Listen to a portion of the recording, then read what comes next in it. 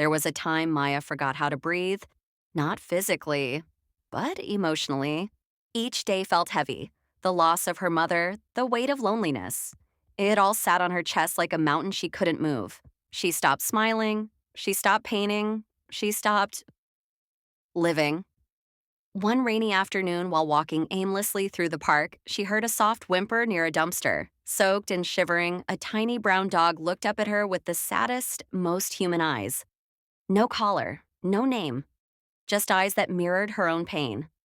She wrapped him in her jacket and whispered, "I'll call you Hope." From that day, something changed. Hope followed her everywhere. Into the shower, beside her pillow, under her art table. He never let her feel alone for a single second. When panic gripped her at night, Hope would gently rest his head on her chest, as if to say, "Breathe with me." Each morning, she walked for him. Each meal, she cooked for two. And one day, she picked up her paintbrush again.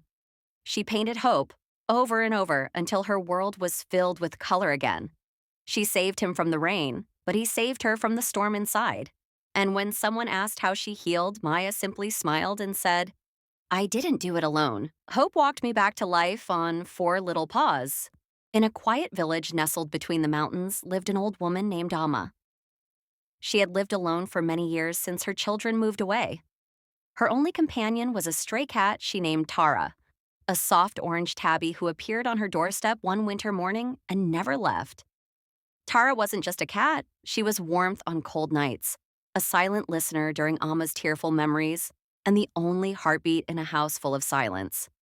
Every morning, Tara would sit by the window as Amma made tea, always waiting for her to finish her prayers before hopping onto her lap. Then one day, Amma didn't return home. She had slipped on the ice near the village market and was taken to the hospital. Neighbors said Tara cried. They heard her scratching the door, meowing nonstop, waiting by the window every single day. She didn't eat, she didn't play, she just waited. Day after day, night after night. Rain, thunder, snow. Tara stayed by that same window, watching the road.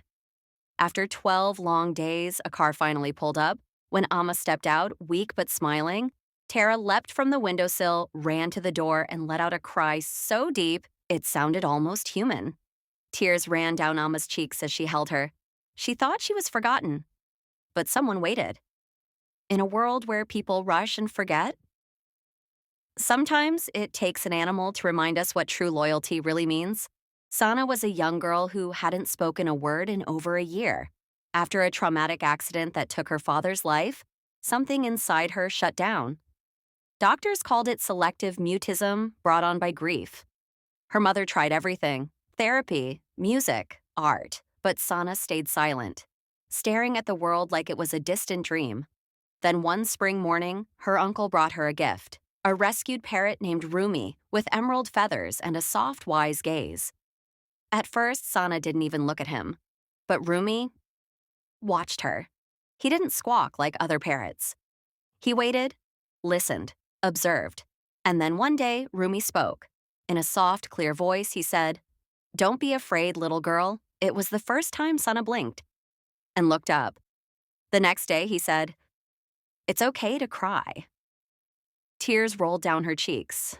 Day after day, Rumi repeated gentle words her father used to say, words he had heard in the home before the accident, words of love and safety. And one quiet night, as her mother tucked her in, Sana whispered for the first time, "Good night, Mama." Her mother froze, then cried. The bird who had lost his freedom helped a little girl find her voice. Not every healer has 2 legs. Some have feathered Mori, and speak only when it matters most. He returned from war with scars no one could see.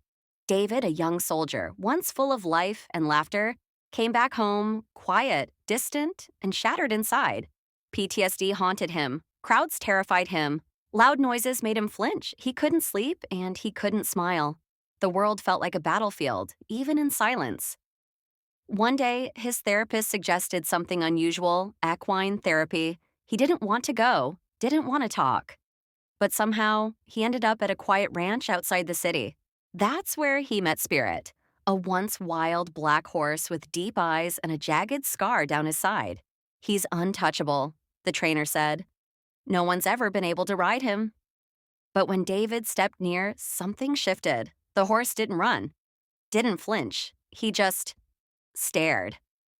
Two broken souls, both scarred, both silent. Day after day, David visited. He didn't speak to people, but he whispered to Spirit. He brushed his mane, fed him carrots, sat beside him in the paddock for hours. Then one morning, Spirit walked toward him and gently nudged his chest. It was the first time David smiled in months. Weeks later, something unbelievable happened. David climbed onto Spirit's back. No bucking, no running, just a calm, peaceful ride into the sunrise. In healing the horse, he healed himself. The soldier who couldn't face the world was saved by a horse who couldn't trust it. Sometimes, the ones we rescue. Kian was only 10 when he stopped believing in joy. After losing his little sister in a tragic accident, he changed. The laughter disappeared from his face. He no longer played, no longer ran, no longer smiled. Every evening, his parents brought him to the beach, hoping the waves might heal what the world had broken. But Kian just sat there, staring into the horizon, silent, unreachable. Until one day, a sleek silver dolphin appeared near the shore. She danced in the water, flipping and spinning, almost as if performing. Just for him, the villagers had seen dolphins before, but never this close. Never one who came every single day at the exact same time. In front of one quiet, broken boy, Kian named her Luna.